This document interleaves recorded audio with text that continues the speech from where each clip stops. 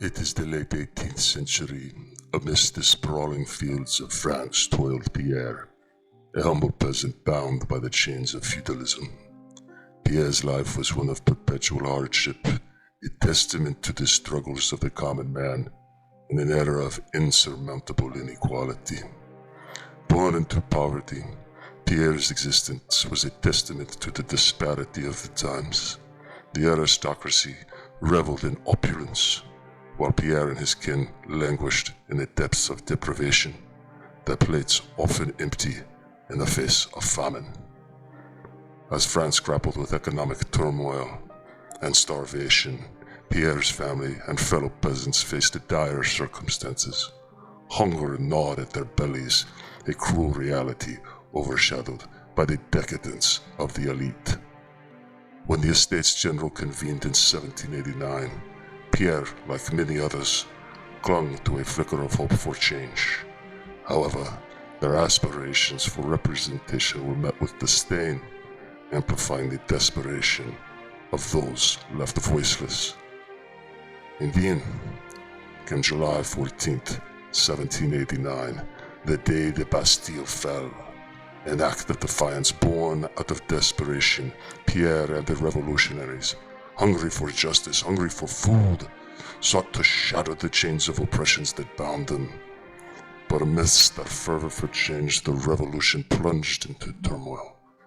The reign of terror unleashed a wave of fear and despair, leaving the revolutionaries disillusioned, even as the nobility remained aloof in their opulent domains and castles. Despite the chaos and bloodshed, those that gave the ultimate sacrifice in the horrors of the revolution ushered in an era of profound change. It echoed the struggle of Pierre and countless others, heralding the dismantling of feudalism and laying the groundwork for the democratic ideals that provided widespread and unprecedented prosperity that has endured to modern days throughout the Western world. Viva la France!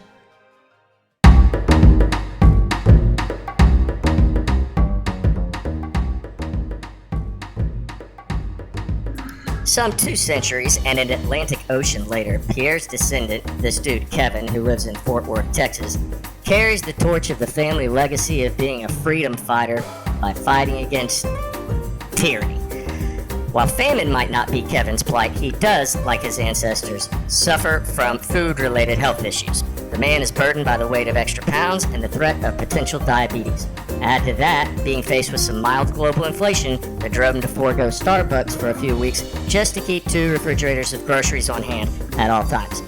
Even though those 2 refrigerators didn't always have exactly what they wanted. Global supply chain issues had most grocery stores down to inventory levels as low as 96%. So there was a mathematical chance that you could go to a store and they might not have exactly what you wanted when you wanted it. There were also people who did things they didn't understand and they were kind of weird. And Kevin didn't like that either. His son, Kevin Jr., wasn't playing football this season and told his mother, Karen, that he wanted to take violin lessons. Fucking violin lessons. What is happening to this country, Kevin thought to himself. It's just going right down the drain. The candidate he voted for president didn't win, and he didn't like that either. The only races that his preferred candidate won in were 2 senators, his congressman, his governor, the mayor, the city council, the sheriff, the school board, the homeowners association, and the board of directors at the golf club. That's it. Outside of that, you're looking at a bunch of people that Kevin did not vote for. So Kevin, as a freedom lover, is outraged by this lack of representation. I mean, who's in charge? Really, it's anybody's guess. Outside of those 26 individuals that Kevin voted for that were elected into public office, and only 4 or 5 of which he knew personally, the rest is just chaos, and not what Kevin prefers. The seeds of revolution are planted by such tyranny. When patriots get most of the representation they voted for, not the president. He wanted the other guy to win, but he didn't. And there were some judges that had different views than Kevin as well. Is that democracy? Is that freedom? Is this even America anymore? Violin lessons? Mercifully, Kevin could often escape these horrors at the beach house, and one day, while looking into the waves and thinking about how violins are both communist and probably gay, he reminded himself that he was a man of action and revolutionary by blood. He had had enough. The situation had become dire. In their valiant quest to reach the epicenter of change, Karen booked them a couple of first-class seats on a flight to D.C., using some work miles that were probably about to expire anyway. And even though it wasn't their first choice, they booked a room at the Hyatt Regency. The Hilton that they normally stayed at when they visited Oliver and Margaret in Virginia only had queen rooms available. Sacrifice is what they're all about. Freedom ain't free. They boarded the two golden retrievers, Rex and Pom Pom, hopped in an Uber XL, and bravely set forth to the airport. On their date with Destiny 48 hours later, they had a nice little breakfast at a diner in Georgetown that had amazing crepes, and Yelp was not lying about those 5 stars. They then soldiered down to the Capitol to face their oppressors. They knew in their heart that this fight for equality and justice was brave and the right thing to do.